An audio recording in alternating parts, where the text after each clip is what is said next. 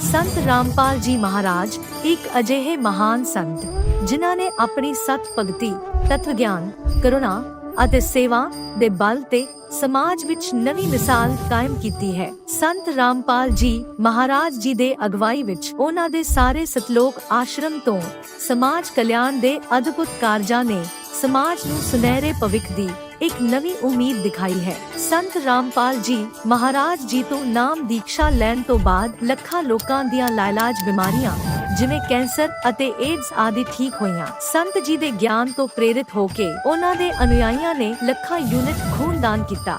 ਸੰਤ ਜੀ ਨੇ ਲੱਖਾਂ ਭੈਣ ਬੇਟੀਆਂ ਦੇ ਦਹੇਜ ਮੁਕਤ ਵਿਆਹ ਕਰਵਾਏ। ਸੰਤ ਜੀ ਨੇ ਲੱਖਾਂ ਲੋਕਾਂ ਦਾ ਨਸ਼ਾ ਛੁਡਾਇਆ, ਕਰੋੜਾਂ ਉਜੜੇ ਪਰਿਵਾਰ ਵਸੇ। ਸੰਤ ਜੀ ਦੇ ਆਸ਼ਰਮਾਂ ਵਿੱਚ ਸਮਾਗਮਾਂ ਦੇ ਦੌਰਾਨ ਨਿਸ਼ੁਲਕ ਅੱਖਾਂ ਦਾ ਇਲਾਜ ਅਤੇ ਦੰਦਾਂ ਦਾ ਇਲਾਜ ਕੀਤੇ ਜਾਂਦੇ ਹਨ। ਸੰਤ ਰਾਮਪਾਲ ਜੀ ਮਹਾਰਾਜ ਵੱਲੋਂ ਸਮੇਂ-ਸਮੇਂ ਤੇ ਵਾਤਾਵਰਣ ਸੰਭਾਲ ਮੁਹਿੰਮ ਦੇ ਤਹਿਤ ਵੱਡੇ ਪੱਧਰ ਤੇ ਰੁੱਖ ਲਗਾਏ ਜਾਂਦੇ ਹਨ। ਸੰਤ ਜੀ ਨੇ ਲੋੜਵੰਦਾਂ ਨੂੰ ਤੁਰੰਤ ਸਹਾਇਤਾ ਪਹੁੰਚਾਉਣ ਲਈ ਮੁਫਤ ਐਂਬੂਲੈਂਸ ਸੇਵਾ ਸ਼ੁਰੂ ਕੀਤੀ। ਸੰਤ ਜੀ ਆਪਣੇ ਅਨੁਯਾਈਆਂ ਨੂੰ ਦੇ ਦਾਨ ਲਈ ਪ੍ਰੇਰਿਤ ਕਰਦੇ ਹਨ, ਜਿਸ ਨਾਲ ਮਾਨਵਤਾ ਦੀ ਸੇਵਾ ਅਤੇ ਸਿਹਤ ਸੇਵਾਵਾਂ ਦੇ ਖੇਤਰ ਵਿੱਚ ਸੁਧਾਰ ਹੋ ਸਕੇ। ਸੰਤ ਰਾਮਪਾਲ ਜੀ ਮਹਾਰਾਜ ਜੀ ਦੇ ਸਾਰੇ ਆਸ਼ਰਮਾਂ ਵਿੱਚ ਹਰ ਰੋਜ਼ ਮੁਫਤ ਭੰਡਾਰਾ ਆਯੋਜਿਤ ਕੀਤਾ ਜਾਂਦਾ ਹੈ, ਜਿੱਥੇ ਹਰ ਧਰਮ, ਹਰ ਵਰਗ ਅਤੇ ਹਰ ਜਾਤ ਦੇ ਲੋਕ ਇਕੱਠੇ ਬੈਠ ਕੇ ਭੋਜਨ ਕਰਦੇ ਹਨ।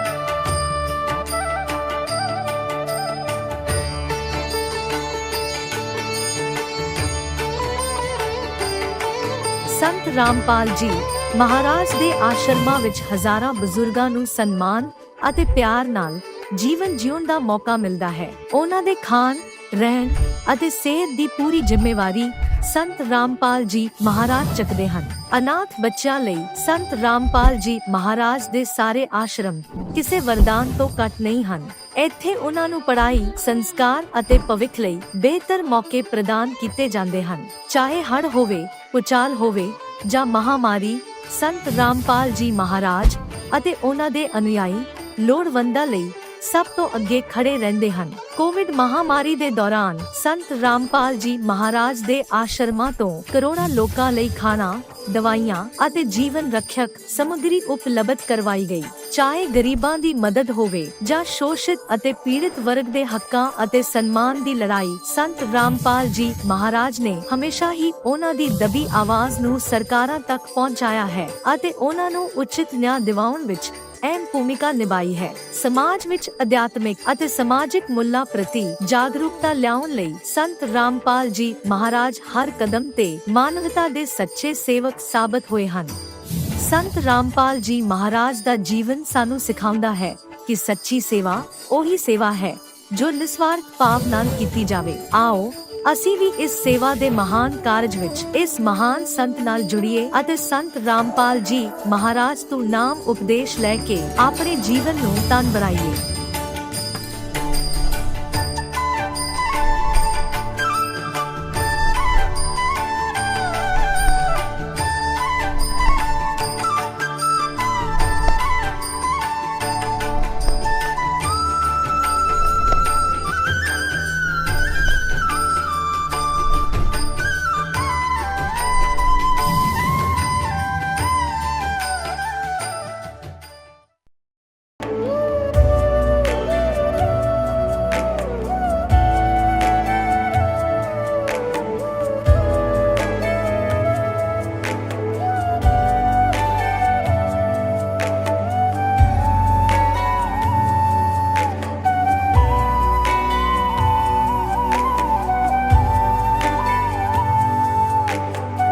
पूर्ण परमात्मा पाप कर्म दंड को भी काट सकता है। अभी तक जिस भी संत व महापुरुष से मिले उन्होंने यही बताया कि पाप कर्म फल भोगने से ही समाप्त होगा। वो प्रभु कौन है जो पाप कर्म को काट देता है, वो काल के बंधन से छुड़वा देता है। उसका क्या नाम है, पूजा की विधि क्या है? कृपया अवश्य सुनिए जगत गुरु तत्वदर्शी संत रामपाल जी महाराज के अमृत वचन। नमस्कार दर्शकों, आज हम आपको एक ऐसी सच्ची घटना से अवगत कराने जा रहे हैं जो दिल दहलाने वाली सच्ची घटना है। मिलिए बबली दासी जी से, जो करनाल हरियाणा से हैं। बबली जी पिछले 16 वर्षों से शिव जी की कठिन व्रत कर रही थी, फिर भी वह दुखी थी। संतोषी माता का व्रत भी करती थी, पर फिर भी जीवन में असंतुष्टि थी। जो कोई भक्ति का तरीका बताता वह वहां जाती और व्रत उपवास करने लगती। इसी बीच उन्हें पता चला कि उनके पति को ब्रेन ट्यूमर है और उनकी असहनीय पीड़ा को देख मानसिक पीड़ा से पूरा परिवार गुजर रहा था। डॉक्टरों ने यह तक कह दिया था कि ऑपरेशन करने पर 99% मौत का खतरा है। अब सारी जिम्मेदारी अकेले बबली जी पर आन पड़ी थी। वह मानसिक और आर्थिक रूप से पीड़ित थी, लेकिन उन्हें परमात्मा पर पूरा विश्वास था कि कभी न कभी वे उनकी रक्षा करेंगे। फिर उनकी किस्मत ने करवट ली और एक महान जगतोद्धारक तत्वदर्शी संत द्वारा मई 2001 से उन्हें शास्त्रानुकूल भक्ति का सहारा मिला।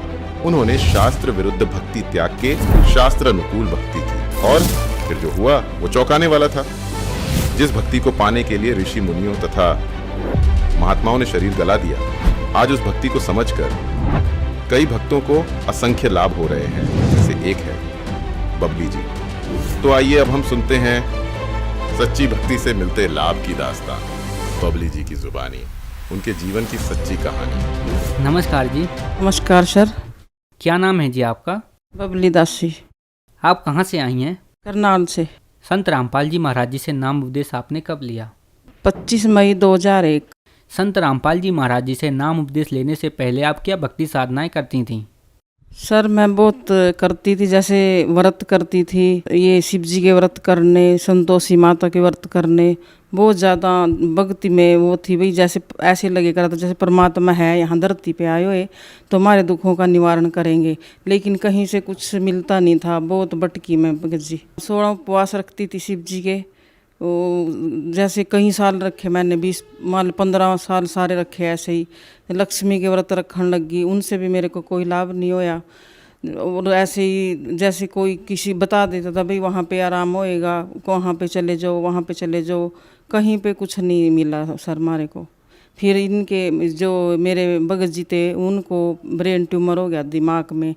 जैसे दिमाग में बहुत ज़्यादा पीड़ा, जैसे ऐसे होता था दिमाग फटेगा, ऐसे ही वो मानते तो थे नहीं। ऐसे ब्रह्मा विष्णु महेश को मानते थे वो, भाई इनसे बड़ा तो कोई भगवान ही नहीं है और धरती पे संत तो ऐसे ही घूम रहे हैं, इनके चक्कर में नहीं पड़ना।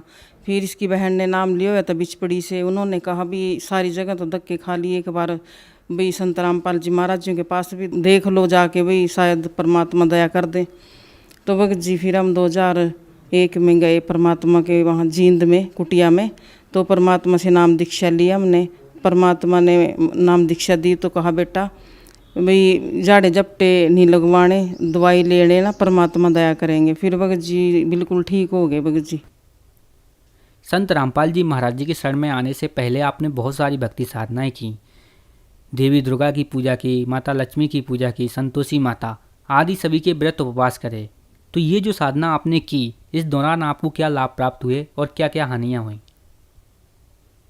लाभ तो कुछ नहीं मिले जी मारे को, हानि होती रही। जैसे घर में ऐसे कलेश रहा था, अगर मान ले बीमार हो बंदा तो घर में तो स्ट्रेस भी होएगा, दिमाग में ऐसे ही परेशानियां चल रही थी। कोई लाभ नहीं हुए भगत जी मारे को, हानि हुई इनसे। तो हानि तो भगत जी देखो, पहले तो वही बीमार थे, वो हानि हुई। उसके बाद पैसा था नहीं भाई इलाज करा लेंगे कहीं हॉस्पिटल में जाके। घर की दयनीय हालत तो बहुत ख़राब थी। बच्चे छोटे छोटे थे, बिल्कुल छोटे थे बच्चे। कैसे मैं अकेली औरत कहाँ जल्दी लेगा इनको, कोई सारा लाने वाला भी नहीं था मेरा। फिर ऐसे ही चलती रही गड्डी, कई साल तक ऐसे ही चले। दवाई थोड़ी बहुत ही कहीं ते दवाई दी, राम बिल्कुल लगे नहीं था। हॉस्पिटलों में भी जावा थे, वो कहते थे भाई इसका तो ऑपरेशन नहीं है, ऑपरेशन होएगा तो सक्सेसफुल नहीं होएगा। 99% चांस इसके भाई जाने के हैं, 100 में से 1% है चांस भाई जिंदगी बचेगी तो ये आंखों से अंधा हो जाएगा। ऐसे ही चलता रहा तो फिर दिमाग ज़्यादा परेशान होने लग गया। तो फिर परमात्मा से की शरण में गए, फिर हम संत रामपाल जी महाराज जी की। हाँ बहुत पूछते थे जी, पूजने का तो कुछ छोड़ा ही नहीं, जो जो चीज़ पूजी नहीं, जिसने जो भी बताया मान ले, सब पूछे मानने, कोई ऐसा देवी देवता नहीं छोड़ा। ब्रह्मा विष्णु महेश को तो पूज ही रहे थे, और शिव जी के तो वैसे भी मैं 16 व्रत रखे कर दी, लेकिन कोई लाभ नहीं होया सर जी इनसे। सर ऐसे ही जब कहते नहीं बंदा मरदा नहीं क्या करता, तो ऐसे ही इनकी बहन ने, इनकी सिस्टर ने नाम लिया था, मेरे हस्बैंड हैं जो, तो उन्होंने कहा भाई सारी जगह धक्के खा लिए, एक बार मेरे गुरुजियों की शरण में भी चले जाओ, देख लो ना जाके, राम लगेगा तो नाम ले लियो, ना तो ठीक है। तो फिर हमने वहाँ जाके परमात्मा से जींद में संत रामपाल जी महाराज जी से नाम दीक्षा ली। उसके बाद भगत जी बिल्कुल ठीक हो गए थे। पहले ही उसकी एक आधी आँख की रोशनी पहले ही चली गई थी, नाम लेने से पहले जा चुकी थी। उसके बाद फिर वो आँख की रोशनी वहीं पर रुक गई। फिर हमने नाम दीक्षा ली तो भगत जी बिल्कुल ठीक हो गए। डॉक्टरों ने तो मना ही कर दिया था जी भाई इनकी ज़िंदगी नहीं है, पर लेकिन मेरे जो गुरुजी हैं संत रामपाल जी महाराज, उन्होंने उनको ज़िंदगी 13-14 साल की, बेटा भक्ति कर अरस्तलोक चल। तो 13-14 साल भक्ति करी, भगत जी गुरु जी ले गए अरस्तलोक फिर इनको। आपने बताया कि आपके पति की आयु पूर्ण परमात्मा ने बढ़ाई, तो इसके साथ आपको और क्या लाभ मिले? लाभ तो बहुत मिले हैं भगत जी। जैसे भगत जी तो चले गए, उसके बाद दहनिया इतनी खराब थी, मान ले औरत अकेली घर में, बच्चे पढ़ाई कर रहे, तो घर में कैसे कहाँ से आएगा, कुछ खाने ने पीने ने भी सब कुछ चाहिए। बच्चे की पढ़ाई थी जी, जैसे बच्चे प्राइवेट स्कूल में पढ़े कर दे मेरे, तो वो पता नहीं बस परमात्मा की रजा ऐसी थी। उन्होंने सर थे जो इनके, उन्होंने कहा भाई बच्चों को 12वीं तक पढ़ाई ऐसे फ्री कराएंगे। देखो जी प्राइवेट स्कूल में कौन ऐसा है जो फीस भी नहीं लेगा ना एडमिशन लेगा, लेकिन मेरे बच्चे फ्री पढ़े हैं जी 12वीं तक। बच्चों के लिए तो उन्होंने सर ने नॉन मेडिकल भी कर दिया स्कूल में, जबकि नॉन मेडिकल नहीं था स्कूल में। वो कहने लगे बच्चे लायक हैं, बहुत अच्छे हैं, क्यों तो परमात्मा के बच्चे थे, मारे क्या बच्चे थे वो, परमात्मा के बच्चे। तो उन्होंने ऐसे ही पढ़ाई। फिर भगत जी ऐसे जैसे लॉकडाउन लगना था, लॉकडाउन लगने के बाद बच्चे अभी कहीं सेट नहीं हो सके थे बच्चे, तो मान लो पढ़ाई चल ही रहे थे। वो बड़े वाला जो था लड़का वो डिप्लोमा करने लग रहा था नीलोखेड़ी से, छोटा भी बिल्कुल छोटा ही था ये। तो ऐसे ही फिर परमात्मा ने एक बार जैसे आ रहा था नहीं कॉलेज से, तो बस में चढ़ने लगे, वो बस चल दी एकदम, वो बैग था पीछे उसके, जैसे चढ़ने लगा नहीं तो बस चल गई एकदम। तो लड़का ऐसे लटक गया उसमें, बस में लटके तो मान ले ऐसे 5-6 मान ले मिनट तक ऐसे घिसता चला गया। लेकिन परमात्मा ने ऐसा होया तो वैसे जैसे गिरा भी नहीं, तो पहिया बिल्कुल थोड़ा ही बच गया। संत रामपाल जी महाराज जी ने वहाँ भी रक्षा करी तो बच्चा बच गया। घर आके फिर बताया उन्होंने। और दूसरा लाभ भगत जी जैसे हमारे को डेंगू होया, लॉकडाउन लगने से पहले भी कोई आर्थिक स्थिति हमारी बिल्कुल ख़राब थी। मैं अकेली घर में जैसे फैक्ट्री में जाती थी, काम करती तो कितने कमा ले बंदा, लेडीज़ की कोई थी नहीं, माने 100-150 रुपये ऐसे कमाती थी मैं, कुछ नहीं जी। भगत जी मेरे हाथ भी गड़ गए थे, देखो ये हाथ गड़े पड़े, अब तो सेट कर दिए परमात्मा ने। तो ये बच्चे छोटे थे, जैसे वो डिप्लोमा कर रहा था तो कोई इंश्योरेंस का था ही नहीं साधन, तो परमात्मा ने ऐसे सपने में आए, जैसे मैं प्रार्थना कर दी थी गुरुजियों से, भाई परमात्मा आपके बच्चे हैं, आप ही देखो इनको। तो जैसे गुरुजियों ने सपने में आए, बेटा टेंशन मत लिया कर, बड़े बेटे का जैसे इन्होंने फार्म भरे हुए थे नहीं, तो गुरुजी बोले बेटा एक पेपर में बेटा क्लियर हो जाएगा और ये लग जाएगा, टेंशन ना लिया कर। तो फिर ऐसे ही बना भगत जी, बेटे की रेलवे में सरकारी जॉब लग गई। अभी तो 21 साल का ही होया था, छोटा ही था, इतनी एज भी नहीं थी बच्चे की। तो क्यों परमात्मा ने देखा कि जाके जैसे लॉकडाउन में तो सब कुछ बंद हो गया था, भाई मेरे बच्चे खाएंगे कहाँ से। परमात्मा ने देखो इतनी बड़ी वो दे दी मारे को, बच्चे की सरकारी नौकरी लगी रेलवे में, वहीं क्वार्टर मिल गया। और उसके तो 3 पेपर क्लियर हुए भगत जी, उसके बाद भी फिर भी BSF में और पुलिस में, लेकिन की तो उन्होंने रेलवे में ही। और जैसे फिर मेरे को डेंगू होया, डेंगू होने के बाद तो मेरी प्लेटलेट्स बिल्कुल कम डाउन चली गई थी, बिल्कुल ख़त्म ही, मान ले बिल्कुल ही ख़त्म हो गई थी, जैसे 40-30 हज़ार ऐसे ही रह गई थी। तो डॉक्टरों ने कहा भाई इसकी तो भाई प्लेटलेट्स भी कम आ रही है, खून में भी इसके कम जा हो रहा, तो इसको खून ये प्लेटलेट्स चढ़ानी पड़ेंगी। लेकिन परमात्मा से जैसे हमने प्रार्थना लगाई तो गुरुजियों ने, संत रामपाल जी महाराज जी ने तो 1,80,000 मेरी तीसरे दिन प्लेटलेट्स बढ़ा दी। ऐसे ही बच्चों को या फिर लगातार होया तीनों माँ बेटों को। बड़े बेटे को उसकी भी ऐसे ही 30-40,000 रह गई और वो वहीं जॉब कर रहा था, और जॉब भी कर रहा था लेकिन शरीर भी चल रहा था, लेकिन इसमें तो बिल्कुल डाउन हो जा। जबकि वो ड्यूटी दे के फिर घर आया, फिर उसको एडमिट कराया। परमात्मा ने अगले दिन उसको भी ऐसे ही जीवन रक्षा दी। तीनों माँ बेटों को, मारे को तीनों को डेंगू होया था। जैसे एक बार मेरे को नहीं डॉक्टर ने नाक की हड्डी के बारे में बताया था। जैसे मेरे को एलर्जी बहुत रहने लगी थी, छींकें लगती थी, नाक से पानी ऐसे बहता था जैसे कोई टूंटी चल रही हो। ऐसे दिक्कत बहुत ज़्यादा होने लगी थी। तो फिर गुरुजियों से नाम उपदेश लेने के बाद मेरे को ये भी बीमारी ठीक हुई। एक बार जैसे भगत जी थे, उनको नहीं पित्ते में पत्थरियाँ बता दी, जैसे पिता पटने वाला था। मान ले ऐसी कंडीशन में थे। मैं आश्रम में गई हुई थी, भगत जी बीमार हो रहे थे मान ली घर पे, लेकिन परमात्मा ने फिर भी उनकी रक्षा कर रखी थी। क्यों ठीक थे बच्चों के साथ, बच्चे छोटे थे। तो फिर अगले दिन जैसे डॉक्टर पे लेके गई, वो कहने लगे भाई इनकी तो ये पित्ते की थैली पटने के चांस थे, ये बच कैसे रहा है, तो इनका ऑपरेशन कराओ जल्दी। तो जैसे भगत जी ऑपरेशन कराना था हमने, तो पैसे मेरे पास थे ही नहीं, क्यों उस टाइम तो कोई घर में था ही नहीं, लगे कोई इंश्योरेंस थी ही नहीं, तो पैसे थे नहीं मेरे पास एक भी रुपया। मेरी जेब में 200 रुपये, मैं हॉस्पिटल में एडमिट करा दिया मैंने भगत जियों को। तो भगत जी कहने लगे भाई मेरे को कुछ खाने को चाहिए। तो मैं जैसे लेने गई नहीं, तो मेरे दिमाग में ऐसे चल रहा था भाई परमात्मा कैसे होएगा, अब क्या करूँ मैं कहाँ जाऊँ अकेली, कोई साथ देने वाले तो ऐसे ही होते हैं, फिर कोई नहीं। वैसे साथ देते भी हैं, पर ये वो जो कहते नहीं परिवार के ऊपर बीतती हो तो उसको ही पता है। तो फिर जैसे मैं आई नहीं, मैंने भगत जियों को पपीता काट के दिया। तो एक वकील है, उन्होंने फ़ोन किया भाई दिलीप कहाँ पे है। वो कहने लगे भाई हॉस्पिटल में एडमिट है। वो कहने लगे मैंने 30,000 रुपये देने हैं तेरा, भी तेरे बकाया रहे हुए हैं कभी के, मैंने पहले दिए नहीं, तू देने हैं मैंने। वो कहने लगे नहीं सर मैंने तो कोई रुपया भाई देना है ही नहीं बकाया आपने। लेकिन वो कहने लगे नहीं देने थे मैंने, तो 30,000 रुपये देकर भगत जी चले गए। मेरा देखो ऑपरेशन भी ऐसे अगले दिन ऑपरेशन भी सक्सेसफुल होया है, उनमें खर्चा भी होया। भगत जी घर में भी रहे कितने दिन, महीना तो काम नहीं करना था, उन पैसों में देखो गुजारा भी किया। परमात्मा ने बहुत लाभ दिए भगत जी, क्या गिनवाएं। कुल मिलाकर संत रामपाल जी महाराज जी से जुड़ने के बाद आपको अनेकों लाभ प्राप्त हुए। तो जो श्रद्धालु आज आपको टीवी पर देख रहे हैं, उन्हें आप क्या संदेश देना चाहती हैं? देखो जी, संदेश तुम्हारे संत रामपाल जी महाराज जी देते हैं, जन जन को संदेश देने लग रहे हैं परमात्मा। हमारी तो यही वो है, प्रार्थना है जगत से भी, ये धरती पे संत रामपाल जी महाराज पूर्ण परमात्मा आए हुए हैं, और इनसे नाम दीक्षा लो और अपना मोक्ष कराओ। संत रामपाल जी महाराज जी से यदि कोई नाम उपदेश लेना चाहे तो कैसे ले सकते हैं? ये जो संत रामपाल जी महाराज जी नाम दीक्षा लेना चाहते हैं, तो हर जिले में नामदान सेंटर हैं हमारे गुरुजियों के। काफ़ी चैनल चलाए हुए हैं परमात्मा ने, तो उन पे नीचे पीली पट्टी चलती है, कॉन्टैक्ट नंबर साथ में दिए हुए हैं।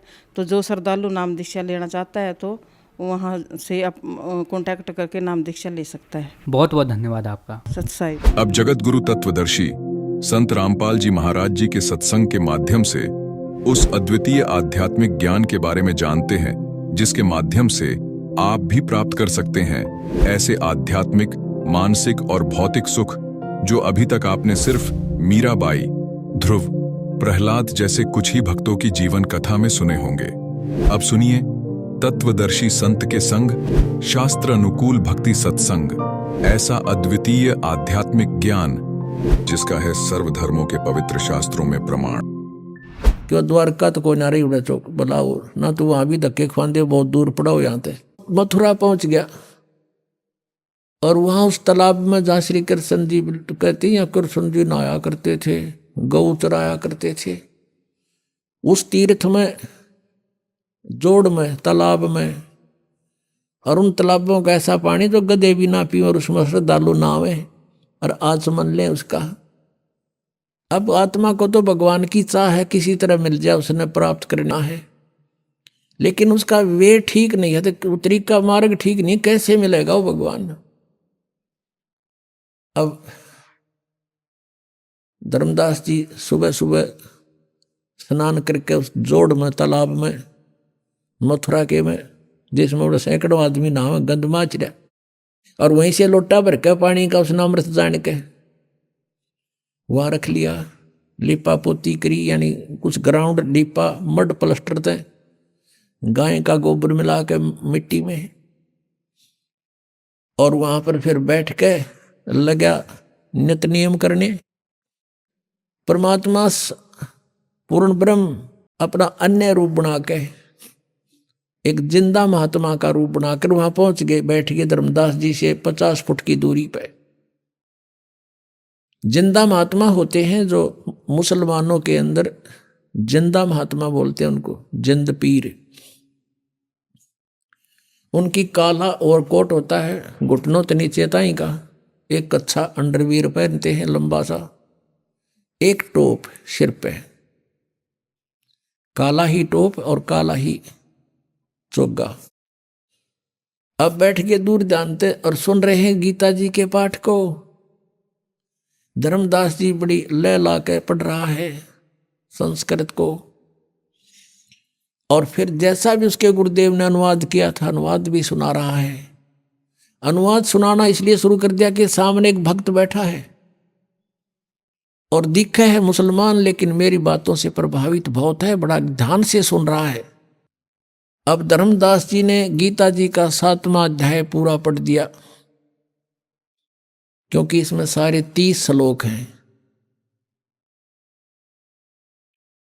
और कुछ 8वें अध्याय के भी मोटे मोटे कुछ कुछ सुना दिए। जैसे 8वें अध्याय के 5वें और 7वें श्लोक में गीता ज्ञानदाता कहता है कि अर्जुन तो मेरी शरण में आ जा,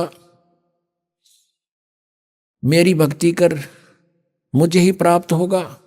इस तरह की उसने अपना सारी क्रिया जब कर ली, परमात्मा और निकट पहुंच गए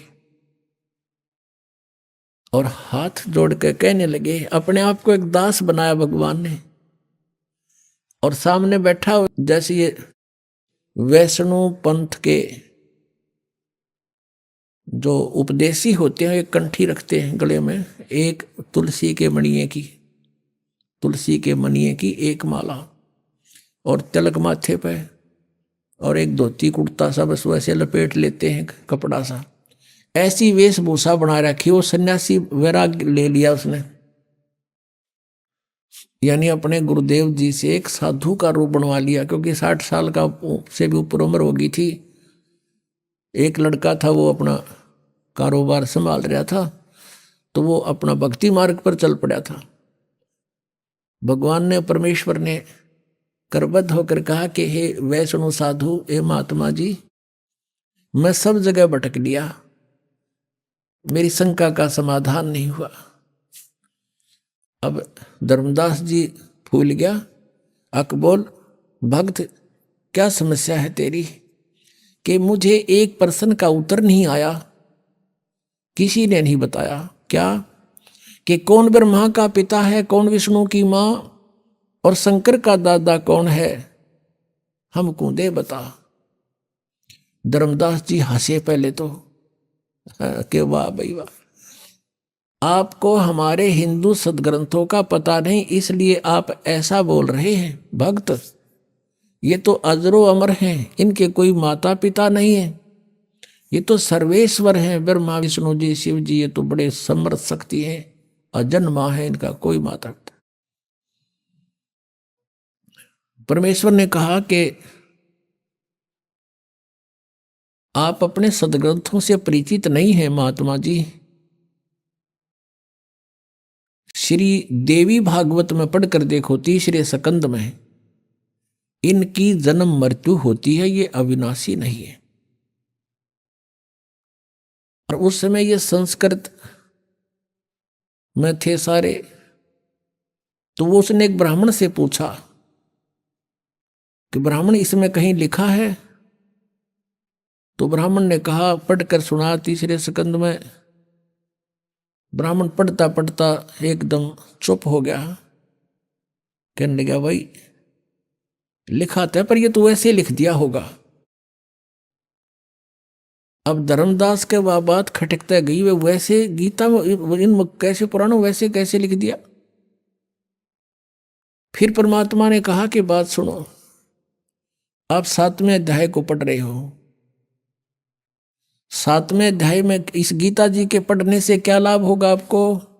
यदि मैं भी पढ़ने लगूं, आपका अनुयायी बनूं, तो इस गीता जी के नित्य पाठ से क्या लाभ होगा, ये बताओ मुझे।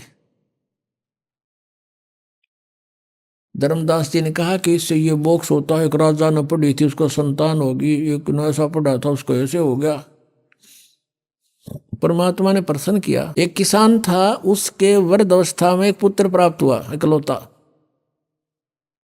अब किसान ने सोचा कि मेरी मृत्यु के बाद कहीं ये पुत्र मेरे व्यवसाय से अपरिचित ना रह जावे, मैं ये युवा होगा तब तक मेरी मृत्यु हो जाएगी। उसने अपना सारा अनुभव एक बही में लिख दिया, पैड पे, और कहा बेटा जब तू सियाना हो जा, बड़ा हो जा, खेती करने लगे, तो मेरे इस लेख को अवश्य पढ़ना। अब वो किसान का पुत्र उसको पढ़ रहा, अपने पिता की मृत्यु के उपरांत उसके द्वारा दिए गए अनुभव के उस लेख को डेली पढ़ता है। तो उसको डेली पढ़ने का क्या उद्देश्य है उसका?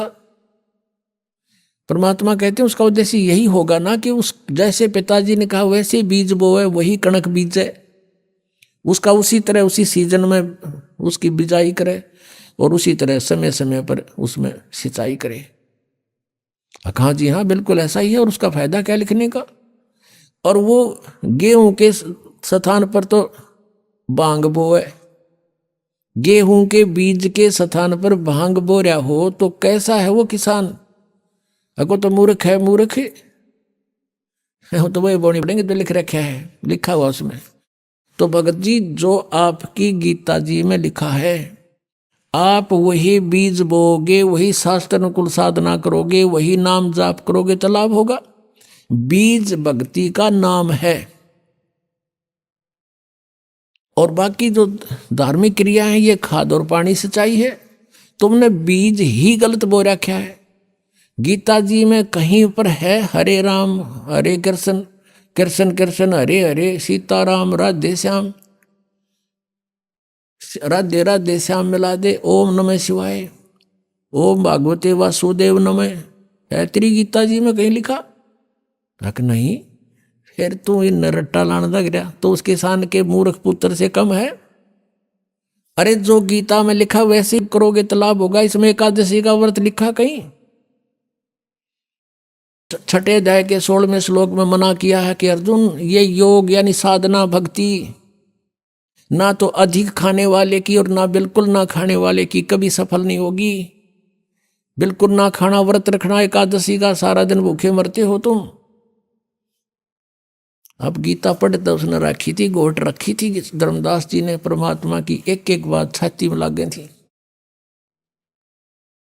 अरे तू गीता जी को सिरोधार्य मानता है, भगवान के आदेश विरुद्ध तू साधना कर रहा है। 16वें अध्याय के 23वें श्लोक में लिखा है शास्त्र विधि को त्याग कर जो मनमाना आचरण करते उनकी ना गति होती, ना उनको कोई सिद्धि प्राप्त होती, ना उनको कोई सुख होता, यूजलेस।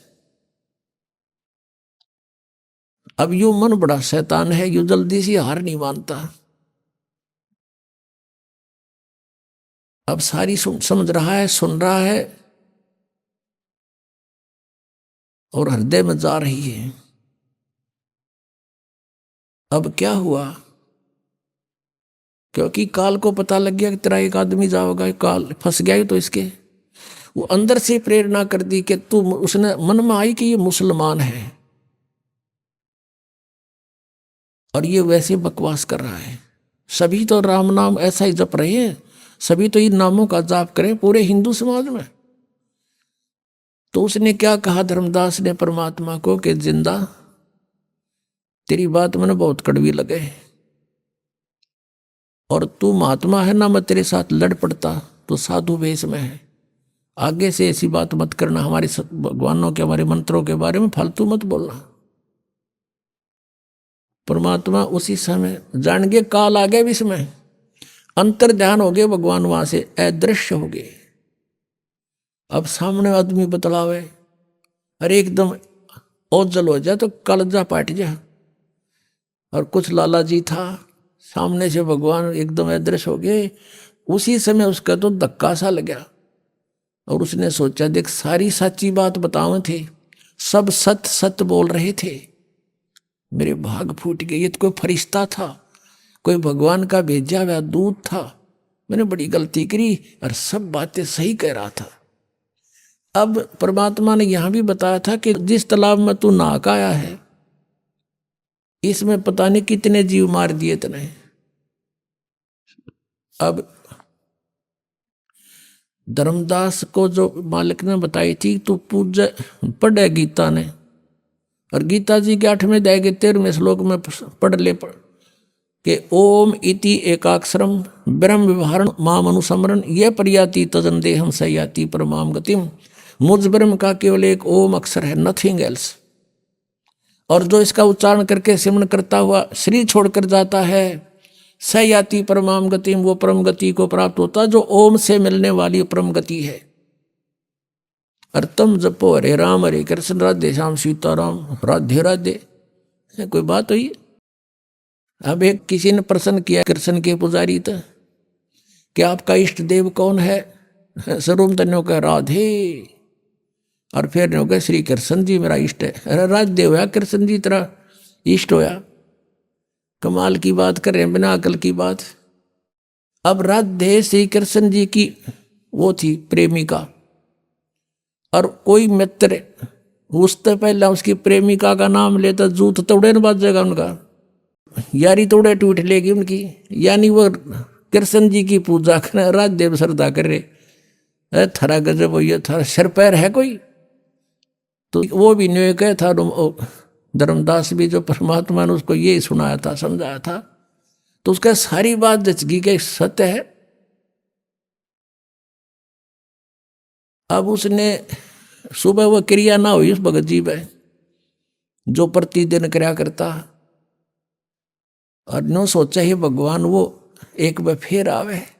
अंदर से सारी रात नो तड़पता रहा, एक बार वो भगवान है परमात्मा वो कौन था नो तो मैं नहीं जान सकता, एक बार फिर आ जा। मैं कति कोई विवाद नहीं करूं, विनम्रता से सारी बातें पूछूंगा। ऐसे सारी रात करवट बदल कर काट दी। सुबह कोनी पूजा हुई ना, उस जोड़ में नहाने दिल करा तालाब में मथुराले में। रोटी बनाने लग गया, बखते उठ के वक्त से खाना बनाने लग गया, लकड़ बाल के। जैसे जंगल से लकड़ी शाम ने तोड़ के ले आया था, चूल्हा बनाया ईंटों का कच्चा पक्का, उसमें एक मोटी लकड़ी लगा दी, साथ में सहयोगी लकड़ियां लगा के अग्नि जला दी, खाना बनाने लग गया। सब्जी बनाई, रोटी बनाई, और वो लकड़ियां जलती जलती निकट आ गई। मोटी लकड़ी लंबी थी 2-3 फुट की, वो जलती जलती निकट आ गया। एंड उसका सामने आ गया धर्मदास जी को आखिरी सिरा दिखाई देने लग गया उस मोटी लकड़ी का। वो बीच में थोथी थी, ओलो थी उसमें, जैसे लकड़ियों में सुराख सा होता है, और थोड़ी थोड़ी सी गिल्ली थी। अब उधर से सूर्य उदय होने वाला हो गया। अब क्या देखता है धर्मदास के उस लकड़ी के अंदर जो वो थोथी थी, सुराख था थोड़ा थोड़ा अंदर, उसमें से चींटियां बाहर निकलने का प्रयत्न कर रही हैं। उनके मुख में अंडे हैं और बाहर निकलने की चेष्टा करती हैं। तो उस लकड़ी के एंड में, अंत में एक तरल सा पदार्थ उबल रहा है, लकड़ी गर्म होने से उबल रहा है बाहर के हिस्से पर। आगे जाती हैं तो अग्नि जल रही है उस लकड़ी में, वो बाहर भाग रही है तो वहां उसके ऊपर गिर के उस तरल पर चटक मटक हो रही है, जल रही है। अब धर्मदास जी के हाथ पैर फूल गए। उसने तुरंत उस लकड़ी को बुझा दिया, पानी डाल दिया, सारी अग्नि बुझा दी। जितनी भोजन बन गया था बनाया, बाकी नहीं बनाया।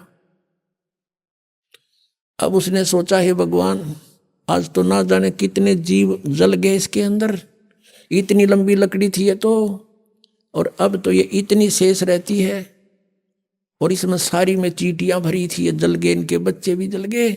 इस पाप के भोजन को आज मैं नहीं खाऊंगा, इसको किसी साधु संत को खिला दूंगा, मैं आज निराहार रहूंगा।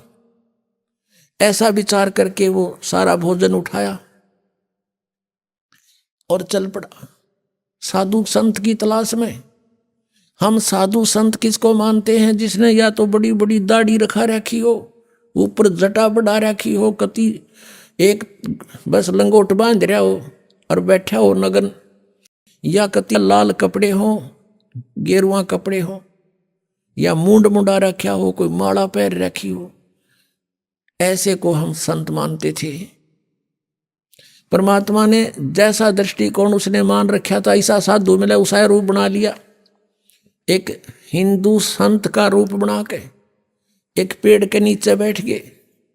धर्मदास जी की दृष्टि पड़ी, सोचा कि वो महात्मा भी निकट ही मिल गए। जाके वो सारी थाली नो की नो सारी सामान था, जितना भी भोजन रख दिया कि महात्मा जी भोजन पालो, भूख लगी होगी। अखा धर्मदास, भूख लगी भाई, कल से आहार नहीं किया मैंने। जब धर्मदास कहा तो उसने एक बार तो देखा कि ये महात्मा मुझे जानता भी है।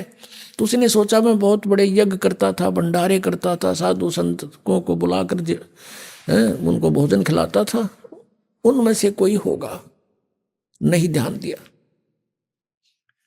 परमात्मा एक लोटा जल का साथ लिए हुए थे, उसमें से जल उठाया और ऐसे छींटे मार के एक मंत्र बुदबुदाया पूरे भोजन पर। उसी समय सारे भोजन की चींटी बन गई और सारी थाली काली होगी और चींटियां अंडे ले लेकर बाहर निकलने की, थाली से बाहर निकलने की चेष्टा कर रही हैं। तब परमात्मा उसी रूप में आगे जो पहले दिन वार्ता हुई थी और कहा, रे धर्मदास तू आया था पुण्य करने और तू कल क्या कह रहा था? परमात्मा को देखकर धर्मदास ने मुसलमान रूप में भगवान को एक मुसलमान जाना और परमात्मा ने यह कड़वी सच कही तो उसने दुख माना और ये कहा था कि मैं जीव हिंसा नहीं करते, हम अन्य की तरह जीव हिंसा नहीं करते। यानी बहुत दुख मान के कहा था। ये टोंट कैसा था कि मुसलमान हो तुम, मांस खाते हो, हम हिंदू, हम हिंसा नहीं करते, हम जीव हिंसा नहीं करते।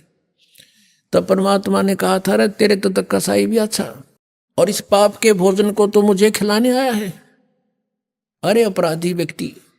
जब उसने धर्मदास ने देखा कि वो हैकल वाले चरणों में पड़ गया, बुरी तरह रोए, ये भगवान मुझसे गलती होगी, कल मैंने आपसे वाद विवाद किया, मुझे क्षमा करो भगवान, मुझसे गलती होगी, मुझे वो ज्ञान और सुनाओ। अब परमात्मा तो चाह थे यो सीधा हो किसी प्रकार इसकी आप बीमारी निकले, जो गंध भर रखा है इसने अंदर, तो बैठ गए वहीं पर, अब सुन ले ज्ञान आगे का। कल तूने गीता जी का 7वां अध्याय पढ़ा था। 7वें अध्याय के 12 से लेकर 15 तक और 20 से लेकर 23 तक, इन श्लोकों में ये जिनकी तू पूजा करता है, इन तीनों गुणों में से तू शंकर और विष्णु जी की, तमोगुण शंकर और सतोगुण विष्णु जी की पूजा करता है। हाँ जी, तो क्या लिखा है तेरी गीता जी ने? खोल एक बार फिर। तो परमात्मा ने दिखाया कि देख पढ़ के। पुणात्मा, आज से 600 वर्ष पहले परमात्मा ने यह ज्ञान सुनाया था जो आज दास सदग्रंथों में आपके रूबरू करा रहा है। गीता जी हिंदू समाज के अंदर एक बहुत सिरोधारी अच्छा सदग्रंथ माना जाता है और है, लेकिन इसके अंदर लिखा क्या है ये हमें आज तक नहीं पता था। परमेश्वर कबीर जी ने 600 वर्ष पहले बताया था, क्योंकि वो परमात्मा है। अब देखिएगा, श्रीमद् भगवत गीता, गीता प्रेस गोरखपुर से प्रकाशित है। जयदयाल गोविंद का इसके अनुवादक है। ये अध्याय 7 है श्रीमद् भगवत गीता, या 12 नंबर श्लोक देखे। इसमें लिखा है, और भी जो सतोगुण से उत्पन्न होने वाले भाव हैं और जो रजोगुण तथा तमोगुण से होने वाले भाव हैं, उन सब को तो मुझसे ही होने वाले हैं ऐसा जान,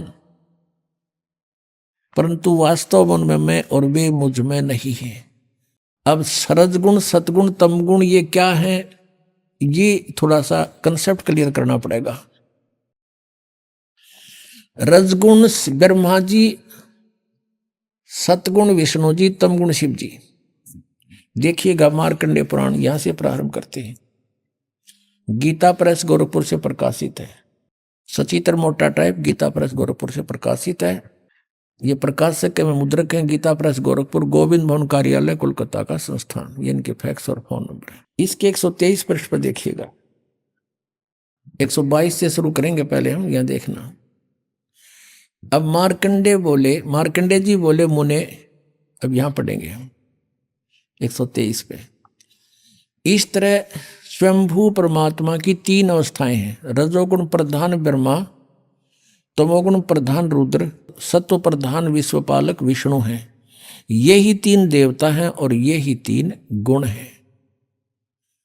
स्पष्ट हो गया। ब्रह्मा विष्णु महेश कहो चाहे तीनों गुण कहो, रजगुण कहो चाहे सतगुण कहो, तमगुण कहो, यही 3 देवता हैं और यही 3 गुण हैं। इससे बढ़िया कंसेप्ट तक है हम क्लियर होए को ना, फिर भी और दिखाएंगे। अब ये कहता है कि ये तीनों गुणों से जो रहा है इसका निमित्त कारण मैं हूं। काल कह रहा है गीता का ज्ञान कौन दे रहा है? श्री कृष्ण में प्रवेश करके यू काल बोल रहा है।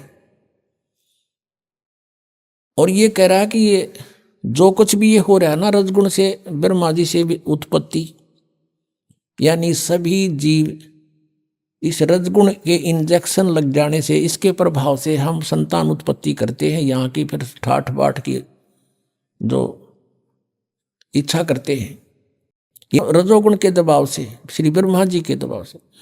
और फिर सती थी एक दूसरे ममता मोह हमारी फंसी हुई जीव के बस का नहीं।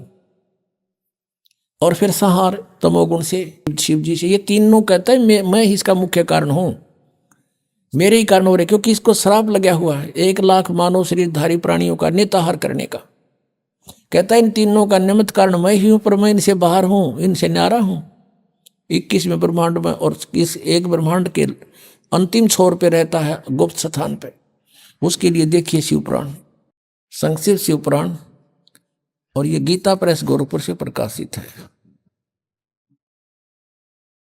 इसके अनुवादक हैं हनुमान प्रसाद पोदार। गीता प्रेस गोरखपुर से ये प्रकाशित है और मुद्रित है। इसके 110 पृष्ठ पर आपको दिखाते हैं। रुद्र संहिता और संक्षिप्त शिवपुराण पृष्ठ 110 और 9वां अध्याय समाप्त होता है इसके लास्ट में। इस प्रकार ब्रह्मा विष्णु तथा रुद्र इन 3 देवताओं में गुण हैं। रजगुण ब्रह्मा, सतगुण विष्णु, तमगुण ये शिव जी शंकर। परंतु शिव गुणातीत माने गए, वो इनसे न्यारा है, गुणातीत, इनसे अलग है। ये काल है, सदा शिव कहो, महाशिव कहो, काल कहो, काल रूपी ब्रह्म कहो, ये वो अलग है। श्रीमद् देवी भागवत और कंसेप्ट क्लियर करते हैं जो संस्कृत सहित है, और बम्बे श्री कृष्ण दास वेंकटेश्वर प्रेस से मुद्रित है। ये देखिएगा, श्रीमद् देवी भागवत है ये। अथ श्रीमद् देवी भागवत सभाष्टीकम सैमात्यम, खेमरा श्री कृष्ण दास प्रकाशन बम्बई 4, यहां से ये प्रकाश। इसमें संस्कृत भी साथ है। इसका हम 3रा स्कंद देखते हैं। अथ श्रीमद् देवी भागवते भाषा टीका युक्ते 3य स्कंद प्रारंभते। इसके 11 नंबर पृष्ठ पर हम आते हैं। 5वें अध्याय का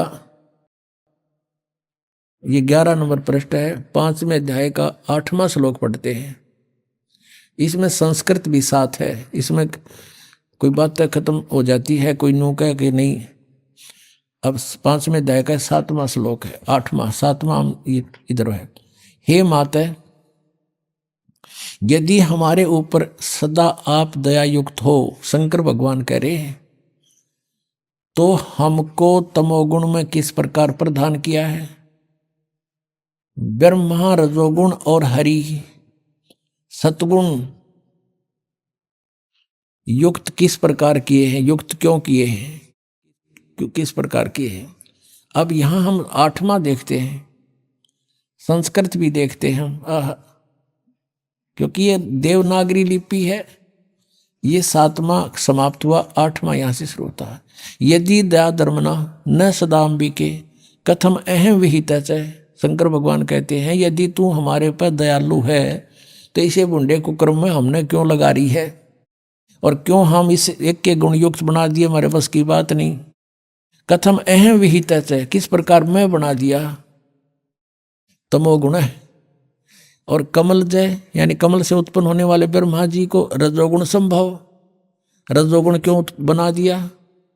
सुविहित विहित किमु सतोगुण हरि, विष्णु को आपने सतगुण क्यों बना दिया।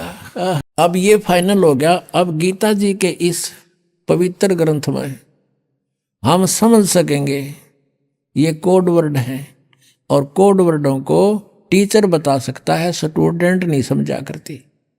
हमारे जो टीचर थे जिनको हम विद्वान समझते थे, संस्कृत भाषा जानते हैं, वो अध्यात्म ज्ञानहीन थे। उनके मोतिया बंद हो रहा था अज्ञान का। अब दिखाते हैं आपको वही सदग्रंथ हमें क्या बताना चाहते हैं। यही श्रीमद् भगवत गीता, ये वही जो आपको अभी दिखाई थी। अब नए अध्याय 7 का हम फिर पुनः वो 12वां श्लोक पढ़ते हैं। ये 12वां श्लोक है।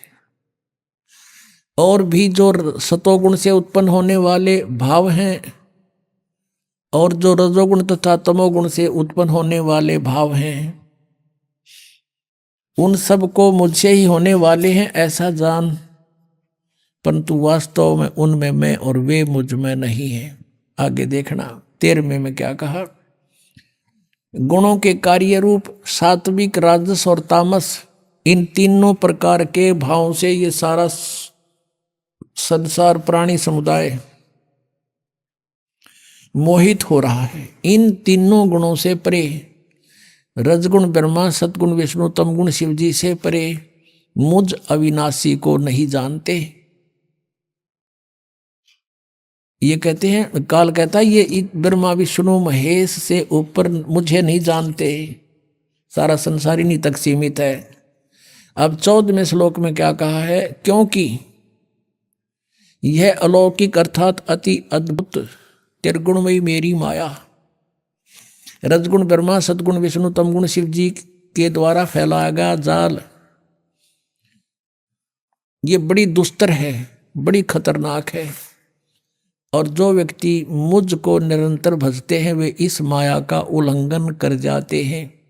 यानी जो ब्रह्म साधना करते हैं वो इनसे ऊपर उठ जाते हैं, इनसे अधिक लाभ प्राप्त करते हैं। जो ब्रह्मा विष्णु महेश से ज्यादा लाभ, वो महास्वर्ग में चले जाते हैं। इसका भाव ये है। अब देखियो 15वें श्लोक में, 7वें अध्याय के 15वें श्लोक में गीता जी में कितना कमाल कर दिया। माया के द्वारा जिनका ज्ञान हरा जा चुका है, त्रिगुणमयी माया, रजगुण ब्रह्मा, सतगुण विष्णु, तमगुण शिव जी से आगे वो किसी को मानने को तैयार नहीं। इनकी बुद्धि वहीं तक बंद होगी। इनके द्वारा जिनका ज्ञान हरा जा चुका है, रजगुण ब्रह्मा, सतगुण विष्णु, तमगुण शिव जी द्वारा, माया द्वारा, और इनसे आगे किसी की भक्ति नहीं करते। उसके विषय में कहा कि असुर स्वभाव को धारण किए हुए, मनुष्यों में नीच, नराधमा और दूषित कर्म करने वाले मूर्ख, दूषित कर्म करने वाले मूढ़ लोग मुझको नहीं भजते। यानी इस सीधा सा अर्थ हो गया कि कोई भजने की बात है, ब्रह्मा विष्णु महेश की पूजा करते हैं वो, ये गीता ज्ञानदाता कहता वो मुझे नहीं भजते, क्योंकि ये काल बोल रहा है। अब फिर पढ़ो 15वां 7वें अध्याय का।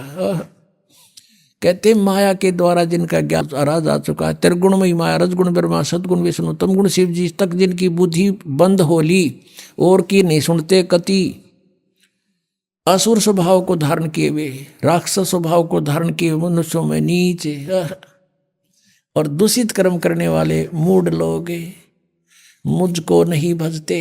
पुण्यात्मा, ये कोड वर्ड है, सांकेतिक शब्द हैं। इनको टीचर ही समझकर आगे स्टूडेंट को बताया करते हैं। इसका क्या अर्थ बना है कि जैसे जो रजगुण ब्रह्मा, सतगुण विष्णु, तमगुण शिव जी की पूजा करते हैं वो राक्षस स्वभाव को धारण किए हुए, गीता जी में लिखा है।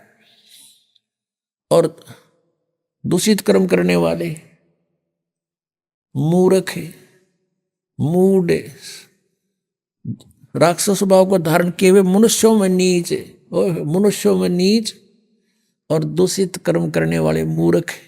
गीता ज्ञानदाता यानी ब्रह्म कहता है मेरी पूजा भी ना करते ये। एक समय एक भस्मागिरी नाम का एक तपस्वी था, तमोगुण शिव की साधना करता था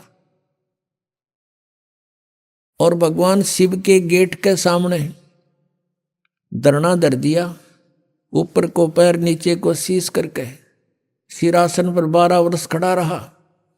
एक दिन पार्वती के प्रार्थना से भगवान शिव से कहा पार्वती जी ने कि आप तो देवों के देव हैं, महादेव हैं, आपका भगत क्या मांगता है, इसको देव यहाँ से चलता करो, इसको समय सुबह सुबह मत्थे लग गई हो यहाँ पर। अभी आपने सुने संत रामपाल जी महाराज के मंगल प्रवचन। आइए अब सुनते हैं संत रामपाल जी महाराज से नाम दीक्षा लेकर सतभक्ति करके अद्भुत लाभ प्राप्त करने वाले अनुयायी के विचार। नमस्कार जी, की नाम है जी ਤੁਹਾਡਾ? ਮੇਰਾ ਨਾਮ ਵਿਜੇ ਕੁਮਾਰੀ ਹੈ। ਕਿੱਥੋਂ ਆਏ ਹੋ ਜੀ? ਮੈਂ ਰੋਪੜ ਪੰਜਾਬ ਤੇ ਆਈ ਜੀ। ਸੰਤ ਰਾਮਪਾਲ ਜੀ ਮਹਾਰਾਜ ਜੀ ਦੀ ਸ਼ਰਨ ਵਿੱਚ ਆਉਣ ਤੋਂ ਪਹਿਲਾਂ ਤੁਸੀਂ ਕੀ ਭਗਤੀ ਸਾਧਨਾ ਕਰਦੇ ਸੀ? ਮੈਂ ਜੀ ਪਹਿਲਾਂ ਦੇਵੀ ਦੇਵਤਿਆਂ ਦੀ ਪੂਜਾ ਕਰਦੀ ਸੀ ਔਰ ਗੁਰਦੁਆਰੇ ਕਦੇ ਅਸੀਂ ਜਾਂਦੇ ਹੁੰਦੇ ਸੀ। ਫਿਰ ਸੰਤ ਰਾਮਪਾਲ ਜੀ ਮਹਾਰਾਜ ਜੀ ਦੀ ਸ਼ਰਨ ਵਿੱਚ ਕਿਸ ਤਰ੍ਹਾਂ ਆਏ? ਪਹਿਲਾਂ ਤਾਂ ਮੈਂ ਕਦੀ ਸੋਚਿਆ ਨਹੀਂ ਸੀ ਵੀ ਮੈਂ ਕੋਈ ਗੁਰੂ ਬਣਾਉਂਗੀ ਜੀ।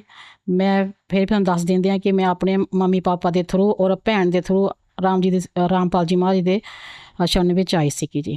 ਕੀ ਘਟਨਾ ਬਣੀ ਇੱਦਾਂ ਦੀ, ਕੀ ਹਾਲਾਤ ਬਣੇ ਕਿ ਤੁਸੀਂ ਆਪਣਾ ਮਨ ਬਣਾਇਆ ਹੋਇਆ ਸੀ ਕਿ ਮੈਂ ਕੋਈ ਗੁਰੂ ਨਹੀਂ ਬਣਾਉਣਾ, ਮੈਂ ਕਿਸੇ ਸੰਤ ਤੋਂ ਨਾਮ ਨਹੀਂ ਲੈਣਾ, ਫਿਰ ਕੀ ਹਾਲਾਤ ਬਣੇ ਕਿ ਤੁਸੀਂ ਸੰਤ ਰਾਮਪਾਲ ਮਹਾਰਾਜ ਜੀ ਦੀ ਸ਼ਰਨ ਵਿੱਚ ਆਏ?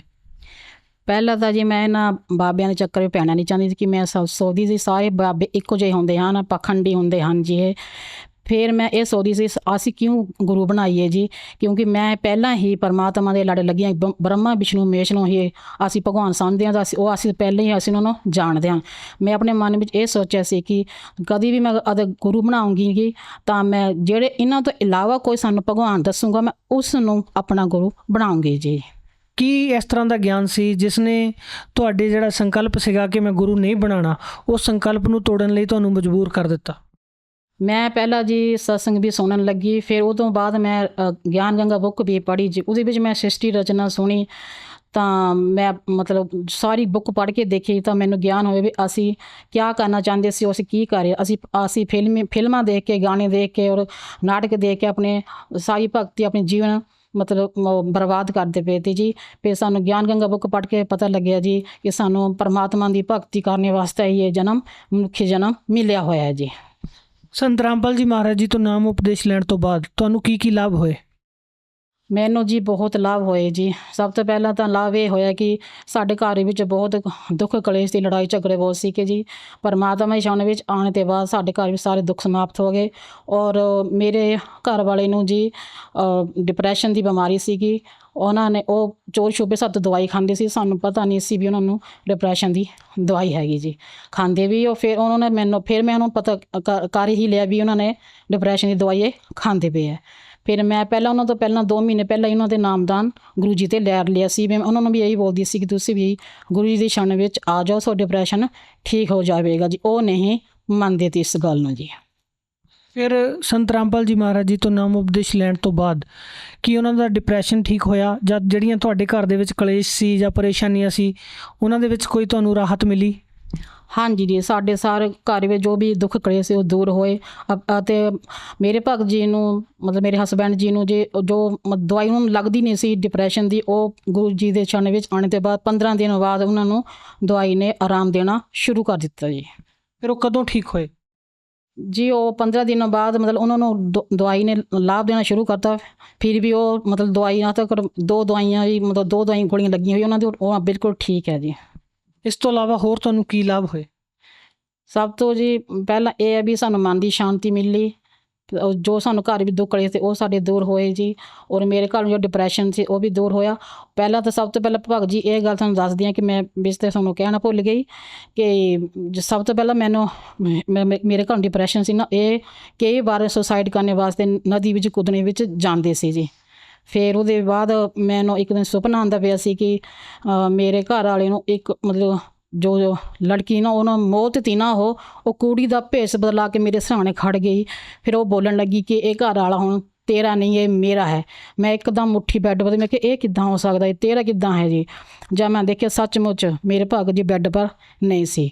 ਉਹ ਮਤਲਬ ਗੇਟ ਤੋਂ ਬਾਹਰ ਮੋਟਰਸਾਈਕਲ ਲੈ ਕੇ ਉਹਨਾਂ ਨੇ ਮੋਟਰਸਾਈਕਲ ਗੇਟ 'ਤੇ ਬਾਹਰ ਹੀ ਸਟਾਰਟ ਕੀਤਾ ਕਿ ਮੇਰੀ ਜਾਗ ਨਾ ਖੁੱਲ੍ਹ ਜਾਵੇ। ਫਿਰ ਉਹ ਬਾਅਦ ਵਿੱਚ ਜਦੋਂ ਉਹ ਗਏ, ਮੈਂ ਦੁਕਾਨ ਵਾਲੇ ਤੋਂ ਪੁੱਛੇ ਵੀ ਤੁਸੀਂ ਮੇਰੇ ਹਸਬੈਂਡ ਨੂੰ ਦੇਖਿਆ? ਹਾਂਜੀ। ਉਹ ਕਹਿੰਦੇ ਵੀ ਉਹ ਤੁਹਾਡੇ ਘਰ ਵਾਲਾ ਵੀ ਬਾਹਰ ਗੇਟ 'ਤੇ ਬਾਹਰ ਮੋਟਰਸਾਈਕਲ ਸਟਾਰਟ ਕਰਕੇ ਇੱਧਰ ਨੂੰ ਗਿਆ ਜੀ। ਫਿਰ ਮੈਂ ਸਮਝ ਗਈ ਉਹ ਕਿਉਂਕਿ ਉਹ ਨਦੀ ਵਿੱਚ ਕੁੱਦਣੇ ਵਾਸਤੇ ਗਏ ਸੀ। ਫਿਰ ਉਹ ਤੋਂ ਬਾਅਦ ਫਿਰ ਮੈਂ ਆਪਣੇ ਦੇਵਰ ਨੂੰ ਕੋਲ ਲਗਾਈ, ਮੈਂ ਆਪਣੇ ਦੇਵਰ ਨੂੰ ਕੋਲ ਲਗਾਈ ਜੀ ਵੀ ਤੇਰਾ ਭਰਾ ਇੱਥੇ ਘਰ ਵਿੱਚ ਨਹੀਂ ਆ, ਉਹਨੂੰ ਢੋਲ ਕੇ ਆ। ਉਹ ਢੂੰਡਣ ਵਾਸਤੇ ਗਿਆ। ਉਹ ਕਹਿੰਦੇ ਤੇਰਾ ਦਿਮਾਗ ਖਰਾਬ, ਤਾਂ ਮੇਰੇ ਘਰ ਮਤਲਬ ਮੇਰੇ ਦੇਰ ਨੇ ਮੈਨੂੰ ਹੀ ਗਾਲਾਂ ਕੱਢੀਆਂ, ਤੈਨੂੰ ਪਤਾ ਨਹੀਂ ਉਹ ਡਿਪਰੈਸ਼ਨ ਵਿੱਚ ਸੀ, ਉਹਦਾ ਧਿਆਨ ਰੱਖਣਾ ਸੀਗਾ। ਅਤੇ ਮੈਂ ਕਿਹਾ ਹੁਣ ਤੂੰ ਜਾ ਦੇਖ ਕੇ ਆ। ਫਿਰ ਉਹ ਦੇਖਣ ਢੂੰਡਣ ਵਾਸਤੇ ਚੱਲ ਗਿਆ। ਮੈਂ 10 ਮਿੰਟ ਬਾਅਦ ਫਿਰ ਆਈ, ਪਰਮਾਤਮਾ ਦੇ ਗੁਰੂ ਜੀ ਦੇ ਤਸਵੀਰ ਮੋਰੇ ਦੰਡਬੰਦ ਪ੍ਰਣਾਮ ਕੀਤਾ ਜੀ। ਫਿਰ ਉਹਨੂੰ ਕਿਹਾ ਹੇ ਗੁਰੂ ਜੀ ਤੁਸੀਂ ਹੋਏ ਆ ਜੀ, ਗੁਰੂ ਜੀ ਤੁਸੀਂ ਮੇਰੀ ਰੱਖਿਆ ਕਰੋ, ਮੇਰੇ ਘਰ ਵਾਲੀ ਰੱਖਿਆ ਕਰੋ ਜੀ। ਹੁਣ ਮੈਂ ਕਿਹਨੂੰ ਕਹਾਂ ਜੀ। ਫਿਰ 10 ਮਿੰਟ ਬਾਅਦ ਭਗਤ ਜੀ ਤੁਸੀਂ ਨਹੀਂ ਯਕੀਨ ਕਰੋਗੇ, 10 ਮਿੰਟ ਬਾਅਦ ਮੇਰੇ ਭਗਤ ਜੀ ਸਵੈਮ ਆਪਣੇ ਆਪ ਹੀ ਮੋਟਰਸਾਈਕਲ ਲੈ ਕੇ ਘਰ ਪਹੁੰਚ ਗਏ ਜੀ। ਇਸ ਤੋਂ ਪਹਿਲੇ ਵੀ ਸਾਨੂੰ ਬਹੁਤ ਜ਼ਿਆਦਾ ਦਿੱਕਤ ਆਉਂਦੀਆਂ ਜੀ। ਮਤਲਬ ਜਿੱਦਾਂ ਮੇਰੇ ਭਗਤ ਜੀ ਦੇ ਨਾ ਉਹ ਬਹੁਤ ਹੀ ਮਤਲਬ ਮੈਨੂੰ ਨਾ ਦਿੰਦੇ ਤੇ ਗੁਰੂ ਜੀ ਦੀ ਛੱਡ ਜਾਣਾ ਜੀ। ਉਹ ਕਹਿੰਦੇ ਸੀ ਵੀ ਜੇ ਤੂੰ ਗਈ ਤਾਂ ਜਾਂ ਤੂੰ ਮੈਨੂੰ ਛੱਡ ਦੇ ਜਾਂ ਆਪਣੇ ਗੁਰੂ ਜੀ ਨੂੰ ਅਪਣਾ ਲੈ। ਮੈਂ ਕੁਛ ਸੋਚੇ ਮੈਂ ਤੁਹਾਨੂੰ ਛੱਡ ਦਾਂਗੀ, ਮੈਂ ਆਪਣੇ ਗੁਰੂ ਜੀ ਨੂੰ ਅਪਣਾਵਾਂਗੀ। ਫਿਰ ਉਹ ਇਸ ਤਰ੍ਹਾਂ ਦੇ ਮਤਲਬ ਉਹਨਾਂ ਨੂੰ ਕੁਛ ਬੋਲਿਆ ਨਹੀਂ ਹੈਗਾ। ਇਸ ਤਰ੍ਹਾਂ ਵੀ ਹੋਇਆ ਸਾਡੇ ਘਰ ਵਿੱਚ ਕਈ ਵਾਰ ਜੀ ਵੀ ਉਹ ਕਹਿੰਦੇ ਤੇ ਗੁਰੂ ਜੀ ਦੀ ਇੱਥੇ ਫੋਟੋ ਨਹੀਂ ਲੱਗਣੀ ਸਾਡੇ ਘਰ ਵਿੱਚ। ਮੈਂ ਕਿਹਾ ਨਹੀਂ, ਮੈਂ ਆਪਣੇ ਗੁਰੂ ਜੀ ਦੀ ਫੋਟੋ ਲਗਾਵਾਂਗੀ। ਤਾਂ ਮੈਂ ਆਪਣੀ ਭੈਣ ਨਾਲ ਗੱਲ ਕੀਤੀ ਜੀ ਵੀ ਮੇਰੇ ਭਗਤ ਜੀ ਇੱਦਾਂ ਬੋਲਿਆ ਕਰਦੇ ਜੀ ਮੈਨੂੰ। ਉਹ ਬੋਲਦੇ ਵੀ ਕੋਈ ਗੱਲ ਨਹੀਂ, ਤੁਸੀਂ ਇੱਦਾਂ ਕਰੋ ਕਬੀਰ ਸਾਹਿਬ ਦੀ ਫੋਟੋ ਮਰੇ ਜੋਤੀ ਲਗਾਓ। ਮੈਂ ਇਸ ਤਰ੍ਹਾਂ ਕਬੀਰ ਸਾਹਿਬ ਦੀ ਫੋਟੋ ਮਰੇ ਮੈਂ ਜੋਤੀ ਲਗਾਈ ਜੀ। ਫਿਰ ਉਸ ਤੋਂ ਬਾਅਦ ਸਾਡੇ ਘਰ ਵਿੱਚ ਹੌਲੀ ਹੌਲੀ ਦੁੱਖ ਦੂਰ ਹੋਣੇ ਸ਼ੁਰੂ ਹੋ ਗਏ। ਫਿਰ ਉਸ ਤੋਂ ਬਾਅਦ ਉਹ ਕਹਿੰਦੇ ਸੀ ਵੀ ਇਹਨਾਂ ਦੀ ਜਿਹੜੀ ਫੋਟੋ ਸੀ ਨਾ ਕਬੀਰ ਸਾਹਿਬ ਜੀ ਦੀ, ਕਹਿੰਦੇ ਇਹਨੂੰ ਤਾਂ ਮੈਂ ਮੰਨਦਾ ਕਬੀਰ ਸਾਹਿਬ ਜੀ ਨੂੰ, ਪਰ ਜਿਹੜੇ ਗੁਰੂ ਜੀ ਹੈ ਨਾ ਸੰਤ ਰਾਮਪਾਲ ਜੀ ਮਹਾਰਾਜ ਜੀ ਹਨ, ਮੈਂ ਇਹਨਾਂ ਦੀ ਫੋਟੋ ਨਹੀਂ ਲਗਾਉਣੀ। ਮੈਂ ਜੋ ਗਿਆਨ ਗੰਗਾ ਬੁੱਕ ਦੀ ਉਹਦੇ ਉੱਪਰ ਜੋ ਪੇਜ ਦੇ ਉੱਪਰ ਫੋਟੋ ਸੀ ਨਾ ਉਹਨੂੰ ਫੋਲਡ ਕਰਕੇ ਨਾ ਪੇਜ ਨੂੰ ਉਸ ਦੇ ਮੂਹਰੇ ਹੀ ਮੈਂ ਜੋਤੀ ਲਗਾਉਂਦੀ ਸੀ। ਇਸ ਤਰ੍ਹਾਂ ਜੀ ਮੈਂ ਹੌਲੀ ਹੌਲੀ ਨਾਮਦਾਨ ਮੇਰੇ ਭਗਤ ਜੀ ਨੇ ਹੌਲੀ ਹੌਲੀ ਮੰਨੇ ਤਾਂ ਮੈਂ ਗੁਰੂ ਜੀ ਦੇ ਸ਼ਰਨ ਵਿੱਚ ਆਈ ਜੀ। ਤੁਹਾਡੇ ਜਿਹੜੇ ਹਸਬੈਂਡ ਸੀਗੇ ਉਹ ਸੰਤ ਰਾਮਪਾਲ ਜੀ ਮਹਾਰਾਜ ਜੀ ਦਾ ਬਹੁਤ ਜ਼ਿਆਦਾ ਵਿਰੋਧ ਕਰਦੇ ਸੀ। ਅੱਜ ਸੰਤ ਰਾਮਪਾਲ ਜੀ ਮਹਾਰਾਜ ਦੇ ਬਾਰੇ ਉਹਨਾਂ ਦੀ ਕੀ ਸੋਚ ਹੈ? ਜੀ ਹਾਂਜੀ, ਹੁਣ ਮੇਰੇ ਭਗਤ ਜੀ ਨੇ ਵੀ ਨਾਮਦਾਨ ਲੈ ਲਿਆ। ਉਹ ਗੁਰੂ ਜੀ ਬਾਰੇ ਹੁਣ ਉਹ ਕਹਿੰਦੇ ਵੀ ਇਹਦੇ ਬਾਰੇ ਕੋਈ ਸੰਤ ਨਹੀਂ ਹੈ, ਅਸਲੀ ਸੰਤ ਇਹੀ ਸੰਤ ਰਾਮਪਾਲ ਜੀ ਮਹਾਰਾਜ ਜੀ ਹੀ ਸੰਤ ਹੈ, ਕਿਉਂਕਿ ਉਹਨਾਂ ਨੂੰ ਡਿਪਰੈਸ਼ਨ ਵਿੱਚ ਬਹੁਤ ਲਾਭ ਹੋਇਆ ਜੀ। ਜਿਸ ਤਰ੍ਹਾਂ ਨਾਲ ਭੈਣ ਜੀ ਤੁਸੀਂ ਦੱਸਿਆ ਸੀ ਵੀ ਤੁਸੀਂ ਬ੍ਰਹਮਾ ਵਿਸ਼ਨੂੰ ਮਹੇਸ਼ ਦੀ ਭਗਤੀ ਕਰਦੇ ਸੀ ਔਰ ਤੁਹਾਡੀ ਇਹ ਧਾਰਨਾ ਸੀ ਵੀ ਗੁਰੂ ਨਹੀਂ ਬਣਾਉਣਾ। ਬਹੁਤ ਸਾਰੇ ਲੋਕ ਅੱਜ ਵੀ ਇਸੇ ਤਰ੍ਹਾਂ ਤੁਹਾਡੇ ਵਾਂਗੂ ਸੋਚਦੇ ਆ ਵੀ ਅਸੀਂ ਸਿੱਧਾ ਹੀ ਭਗਵਾਨ ਦੀ ਭਗਤੀ ਕਰਾਂਗੇ, ਸਾਨੂੰ ਗੁਰੂ ਬਣਾਉਣ ਦੀ ਲੋੜ ਨਹੀਂ। ਕੀ ਕਹਿਣਾ ਚਾਹੋਗੇ? ਮੈਂ ਗਲਤ ਸੀ ਕਿ ਵੀ ਬ੍ਰਹਮਾ ਵਿਸ਼ਨੂੰ ਮਹੇਸ਼ ਹੀ ਪੂਰਨ ਭਗਵਾਨ ਹੈ, ਪਰ ਪੂਰਨ ਭਗਵਾਨ ਦੀ ਪਹਿਚਾਣ ਵਾਸਤੇ ਸਾਨੂੰ ਆਪਣੇ ਪੂਰੇ ਗੁਰੂ ਦੀ ਪਹਿਚਾਣ ਕਰਨੀ ਬਹੁਤ ਜ਼ਰੂਰੀ ਹੈ ਜੀ। ਭੈਣ ਜੀ ਸਮਾਜ ਦੇ ਵਿੱਚ ਆਮ ਤੌਰ 'ਤੇ ਇਹ ਧਾਰਨਾ ਬਣੀ ਹੋਈ ਹੈ ਕਿ ਜਿਹੜਾ ਵਿਅਕਤੀ ਸੰਤ ਰਾਮਪਾਲ ਜੀ ਮਹਾਰਾਜ ਜੀ ਦੀ ਸ਼ਰਨ ਵਿੱਚ ਜਾਂਦਾ ਉਹਦੀ ਜਿਹੜੀ ਹੈ ਉਹ ਬ੍ਰਹਮਾ ਵਿਸ਼ਨੂੰ ਮਹੇਸ਼ ਦੀ ਭਗਤੀ ਛੁਡਵਾ ਦਿੱਤੀ ਜਾਂਦੀ ਹੈ। ਕੀ ਕਹਿਣਾ ਚਾਹੋਗੇ ਕਿ ਕੀ ਸੰਤ ਰਾਮਪਾਲ ਜੀ ਮਹਾਰਾਜ ਬ੍ਰਹਮਾ ਵਿਸ਼ਨੂੰ ਮਹੇਸ਼ ਦੁਰਗਾ ਇਹਨਾਂ ਦੀ ਭਗਤੀ ਛੁਡਵਾ ਰਹੇ ਹੈ? ਨਹੀਂ ਜੀ, ਰਾਮਪਾਲ ਜੀ ਮਹਾਰਾਜ ਜੀ ਬ੍ਰਹਮਾ ਵਿਸ਼ਨੂੰ ਮੇਰੀ ਭਗਤੀ ਨਹੀਂ ਛੁਡਵਾ ਰਹੇ, ਸਗੋਂ ਸਾਨੂੰ ਇਹਨਾਂ ਦੋ ਦੱਸੇਗਾ ਤੇ ਅਸੀਂ ਇਹਨਾਂ ਦੀ ਭਗਤੀ ਕਿਸ ਤਰ੍ਹਾਂ ਕਰਨੀ ਹੈ ਜੀ। ਸਾਨੂੰ ਸਹੀ ਵਿਧੀ ਔਰ ਸਹੀ ਮੰਤਰ ਸਾਨੂੰ ਦੱਸ ਕੇ ਸਾਨੂੰ ਇਹਨਾਂ ਦੀ ਭਗਤੀ ਕਰਾ ਰਹੇ ਹੈ ਜੀ। ਜਿਹੜੇ ਦਰਸ਼ਕ ਅੱਜ ਤੁਹਾਨੂੰ ਦੇਖ ਰਹੇ ਹੈ ਉਹਨਾਂ ਨੂੰ ਕੀ ਸੰਦੇਸ਼ ਦੇਣਾ ਚਾਹੋਗੇ? ਮੈਂ ਜੀ ਭਗਤਾਂ ਨੂੰ ਦਰਸ਼ਕਾਂ ਨੂੰ ਇਹੀ ਕਹਿਣਾ ਚਾਹੂੰਗੀ ਜੀ, ਤੁਸੀਂ ਪੂਰਨ ਪਰਮਾਤਮਾ ਦੀ ਸ਼ਰਨ ਵਿੱਚ ਆਓ ਔਰ ਆਪਣੇ ਜੀਵਨ ਦਾ ਕਲਿਆਣ ਕਰਾਓ। ਧੰਨਵਾਦ ਜੀ। ਸਤਿ ਸ੍ਰੀ ਅਕਾਲ ਜੀ।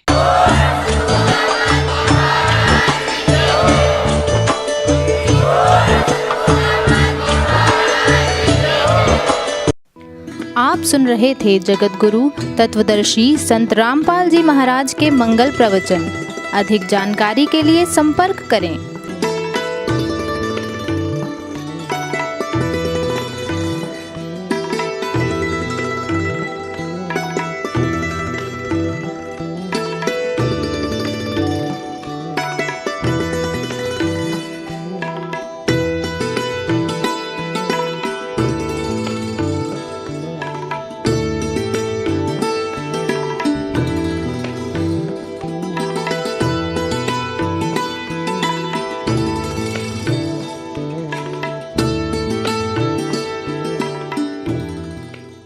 जगत गुरु तत्वदर्शी संत रामपाल जी महाराज जी के पावन सानिध्य में भक्ति की अलख जगाने तथा श्रद्धालुओं को सत्य भक्ति मार्ग का रास्ता दिखाने हेतु कनाडा के लोकप्रिय channel the TV NRI channel पर जगत गुरु तत्वदर्शी संत रामपाल जी महाराज जी के मंगल प्रवचनों का प्रसारण प्रतिदिन सुबह 7:30 बजे से 8:30 बजे तक तथा रात्रि 7:30 बजे से 8:30 बजे तक किया जा रहा है। इस सत्य भक्ति मार्ग को अपनाने के लिए अधिक से अधिक सत्संग प्रसारण देखें। इस सत्संग प्रवचन का सीधा प्रसारण संत रामपाल जी महाराज लाइव सत्संग YouTube चैनल और जगत गुरु संत रामपाल जी महाराज Facebook पेज पर भी देख सकते हैं।